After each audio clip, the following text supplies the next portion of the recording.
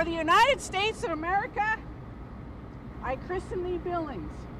May God bless this ship and all who sail in her.